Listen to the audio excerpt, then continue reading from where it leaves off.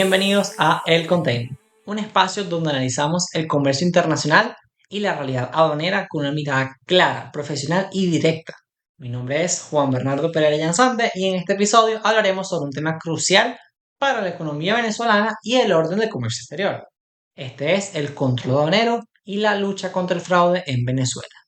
Un tema que, aunque técnico, afecta directamente la transparencia, la recaudación fiscal y la competitividad del país. Por esa razón, hoy te explicaré de forma sencilla qué es el fraude aduanero, cómo se manifiesta en sus distintas modalidades, cuáles son los mecanismos de control que utiliza el Estado y qué sanciones contempla la ley para quienes incurren en estas prácticas ilícitas. Primero que todo, ¿qué es el fraude aduanero y por qué representa un problema para el país? El fraude aduanero se puede definir de forma sencilla como toda acción internacional que busque evadir el pago de tributos aduaneros o incluso eludir las regulaciones establecidas para el comercio exterior. En otras palabras, es básicamente una manipulación deliberada de los procesos tanto de importación o exportación para obtener, digamos, un beneficio económico, pero de forma ilícita. Su impacto va mucho más allá del ámbito fiscal. ¿Por qué? Porque cuando se comete fraude aduanero, el Estado deja de percibir ingresos vitales, se distorsiona la competencia leal entre las empresas y se debilita la confianza en las instituciones. Además, estas prácticas pueden vincularse con delitos mayores como contrabando, lavado de dinero, corrupción administrativa o inclusive narcotráfico o, peor aún, trata de personas. Todo esto es un tema muy delicado a nivel internacional. Por eso el control aduanero no solo busca cobrar impuestos, tenemos que entender que su principal función es la de proteger la economía, la seguridad y la legalidad de las operaciones comerciales en Venezuela y además la población venezolana en última instancia. Ahora bien, ¿cuáles son las principales modalidades de fraude aduanero en Venezuela? En nuestro contexto, es decir, el venezolano, el fraude aduanero representa o se presenta bajo distintas modalidades. Entre las más comunes tenemos primero la subvaloración, que consiste en declarar un valor inferior al real de la mercancía importada. Es decir, con el fin de pagar menos impuestos, eh, yo traigo una mercancía, declaro un valor por debajo, entonces lo que estoy cayendo es en subvaloración. Vamos a dar un ejemplo. Si un importador, digamos, trae equipos electrónicos, por decir laptops, sean de la marca que sea, pero el costo total fue $10.000, pero, digamos, declaro que mi costo fue de $4.000. Ahí estoy cayendo en subvaloración. Y su efecto es directo, es decir, el Estado primero recauda menos, pero es que además el producto ingresa al mercado con un precio injustamente bajo, lo que afecta la competencia formal. O sea, yo estoy cayendo en algo que se llama competencia desleal y obviamente esto es delito. Ahora bien, pasemos a un segundo punto que es la clasificación arancelaria errónea. Cada producto en Venezuela, incluso en el mundo, tiene un código arancelario. Esto es específico, pero es que además determina los impuestos, permisos o restricciones que son aplicables para dicho producto. Entonces, cuando nosotros asignamos un código distinto al que corresponde, ojo, ya sea por error, incluso con intención, estamos alterando el tratamiento aduanero que se le va a dar a ese producto. Un ejemplo típico es que podamos declarar un objeto con un valor diferente al que tendría. Por ejemplo, yo puedo declarar un Lamborghini con el valor de un Corolla. Obviamente, el ojo conocedor no se va a confundir, pero es un ejemplo de un objeto de lujo en comparación con un vehículo más básico. Entonces, esta diferencia de precios también es delito y también se considera fraude y puede acarrear sanciones que son muy severas. También como otro punto tenemos el contrabando, que el contrabando es quizás la forma más visible de fraude aduanero tanto en Venezuela como en el mundo, ya que por lo general cuando sucede suele tener un boom mediático, por lo que esto implica. Por lo general el contrabando implica el ingreso o salida de mercancías del país sí, o sea, incurriendo en un delito, o sea, sin cumplir los requisitos legales. Pero es que suele estar, digamos, auspiciado por entes delictivos, ya sea terrorismo con el contrabando de armas o narcotráfico, trata de personas inclusive. Entonces, por eso es que digo que cuando sucede, o sea, cuando es descubierto el contrabando, este suele tener un boom mediático muy grande debido a la índole, pues, de lo que esto, de lo que se suele contrabandear. En Venezuela, por ejemplo, la ley distingue dos principales. Tenemos el contrabando abierto y el contrabando técnico. Abierto es cuando la mercancía, digamos, ingresa por pasos no habilitados o sin control.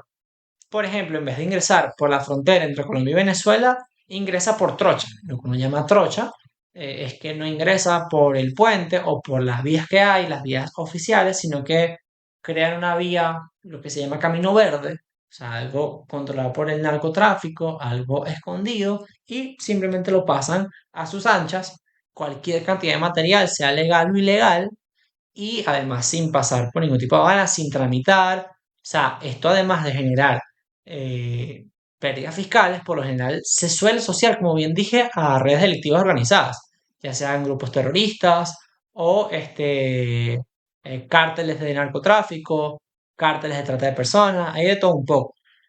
Pero es que además, también los que incurren en esto muchas veces no utilizan el contrabando abierto, sino que utilizan el contrabando técnico. Y este es cuando se utiliza documentación falsa, declaraciones engañosas o cualquier otro tipo de documento para simular legalidad. Esto porque saben que muchas veces al realizar contrabando abierto es más fácil que los detecten, entonces dicen, ok, vamos a utilizar un medio oficial, pero metiendo una mercancía diferente a la que estamos declarando. Casi siempre, no siempre, pero sí en muchas ocasiones, esto suele hacerse con complicidad interna, bien sea, bien como dice el dicho, o sea, con soborno o con, digamos, tráfico de influencias o amenazas. Muchas veces suele ser bajo amenazas, entonces las personas llegan a esto, pues llegan, ok, mira, si no haces esto, si no nos pasas esta mercancía, te matamos a la familia o te quitamos tal beneficio o X, Y, Z. Por lo general, casi siempre suele ser gente que ya está aliada o tiene cierta conexión con estos cárteles. Ahora bien, vamos a otro punto que es el fraude documental. Este tipo de fraude se basa en la falsificación, alteración de documentos, es decir, puede ser facturas, certificados de origen, permisos sanitarios, registro de importador, puede ser documento de nacionalización, X, Y, Z, lo que sea, su objetivo es legitimar una operación irregular o encubrir otras modalidades de fraude. Por ejemplo, un certificado de origen falso lo que puede hacer es que se use para uno beneficiarse de un acuerdo de salario preferencial. Como no lo tengo, por ejemplo, Venezuela tiene un acuerdo, digamos, no sé, con Argentina. Entonces, todas las mercancías que entran de Argentina entran con un impuesto menor. Puede ser que, bueno, yo como soy vivo y yo quiero traer una mercancía de China, ok, lo que hago es modificar mi certificado de origen para que no diga China, sino que diga Argentina. Esto es una práctica, primero que todo, ilegal, pero también es muy difícil de detectar, porque a pesar de que es sumamente dañina para el sistema, no hay nadie que te corrobore que eso no es el certificado de origen original. Tiene que haber una ayuda de alguna parte, es decir, bien sea alguien dentro de la misma empresa que sea honesto y reporte o denuncie, o la empresa del certificado de origen que se dé cuenta que la empresa intermediaria está haciendo esto y diga, hey, mira, en Venezuela, o sea, dan el pitazo de que, mira, esta empresa está comprando mi producto, falsifica el certificado y lo manda ya con otra cosa diferente.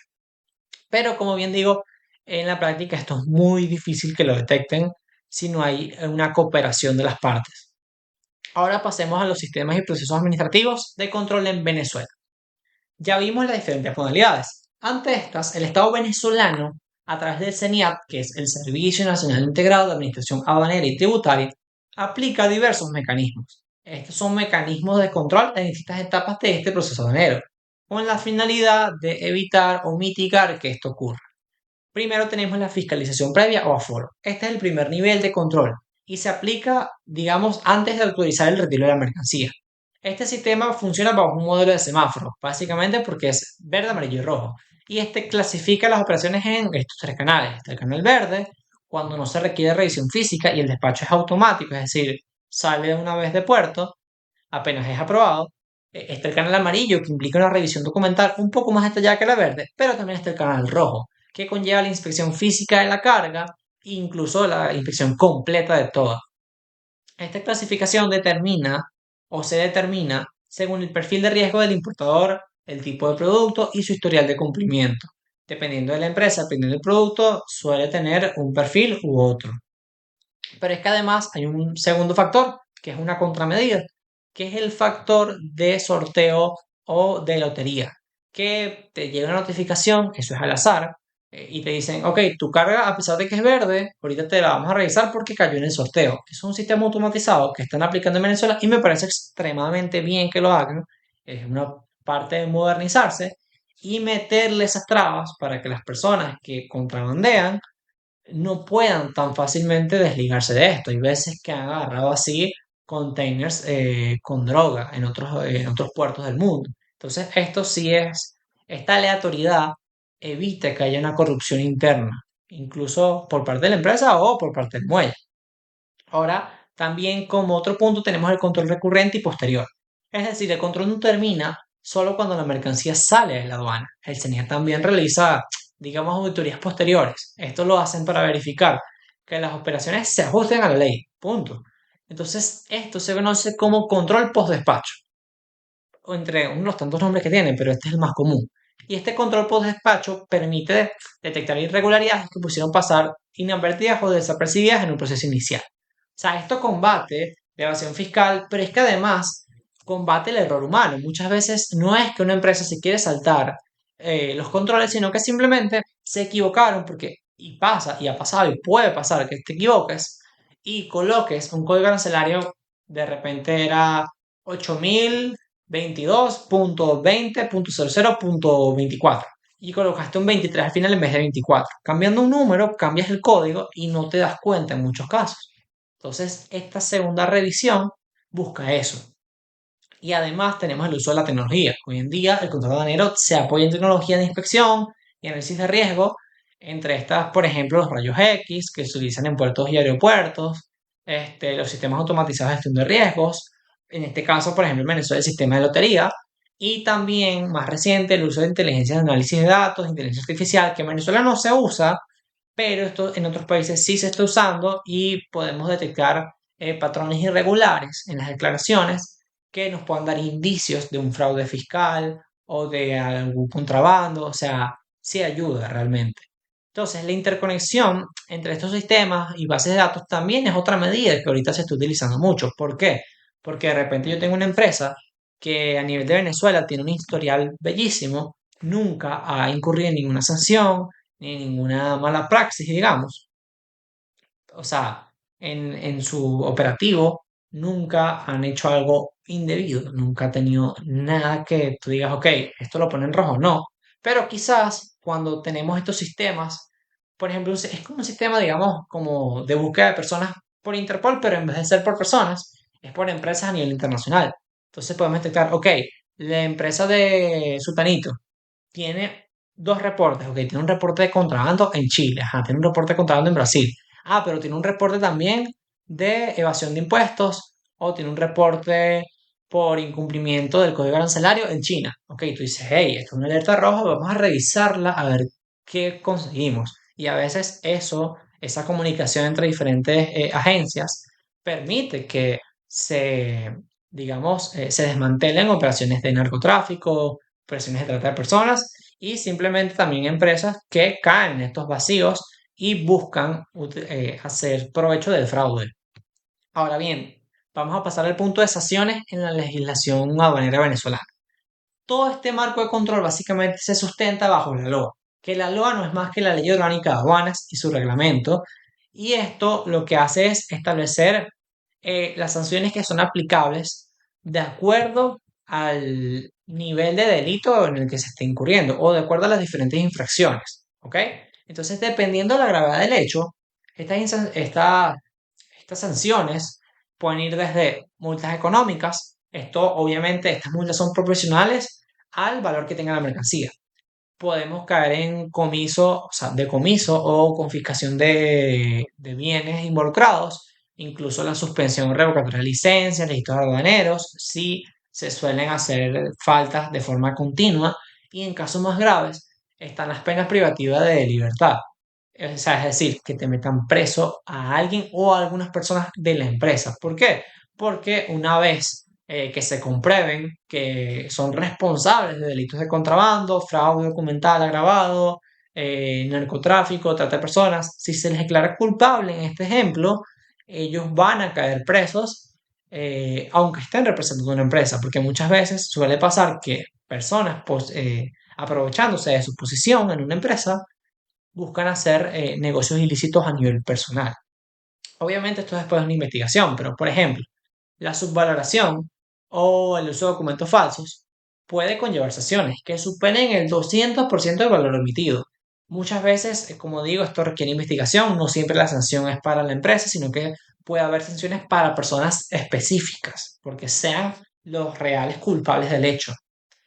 Por ejemplo, volviendo al punto, si yo vuelvo a mi ejemplo, el primero que di, de que yo tenía una mercancía de $10.000 y la subvaloré y la introduje al mercado venezolano con un valor de $4.000, mi sanción va a ser del 200% del valor omitido. Es decir, yo tengo mi valor real, que me lo descubrieron, que era de $10.000, y a eso le van a agregar un 200%.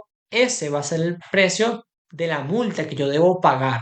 ¿Por qué se hace esto? Esto es una medida que busca no solo castigar, sino también disuadir o mitigar futuras conductas ilícitas. O sea, esto es para reafirmar la autoridad del sistema aduanero. Es decir, epa, lo estás haciendo mal, te metemos este corrientazo, o sea, no te estamos pegando a ti, pero sí al bolsillo de que, hey, hazlo bien, porque si no, te vamos a agarrar y te vamos a poner una multa peor o incluso te vamos a meter preso.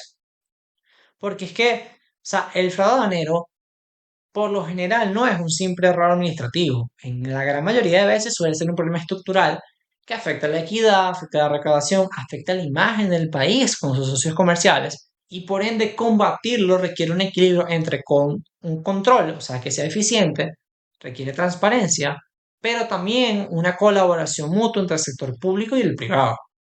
Por eso es que yo digo que el uso de la tecnología, la capacitación constante de los funcionarios y el cumplimiento ético, o sea, el cumplimiento ético por parte de los operadores, o sea, estos tres puntos son pilares esenciales, o sea, porque con esto logramos y podemos buscar que un sistema aduanero sea más confiable, lo podemos modernizar, o sea, sea más eficiente a última instancia. Entonces, en conclusión, yo siento que como ciudadanos y profesionales del comercio internacional, tenemos la responsabilidad tanto de promover una cultura buena para el país como también una cultura de legalidad y transparencia en nuestra labor, o sea, en nuestro rubro de trabajo.